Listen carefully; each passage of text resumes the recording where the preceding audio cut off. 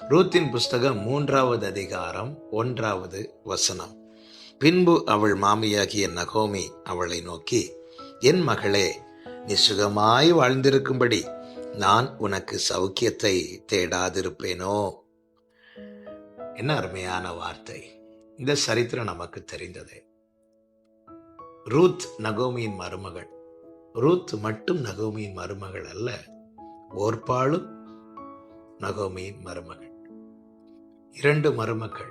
Moab தேசத்திலிருந்து தன் குடும்பத்துக்கு எடுத்த 2 மருமக்கள் தான் இந்த ஓர்பாளும் ரூத்தும்.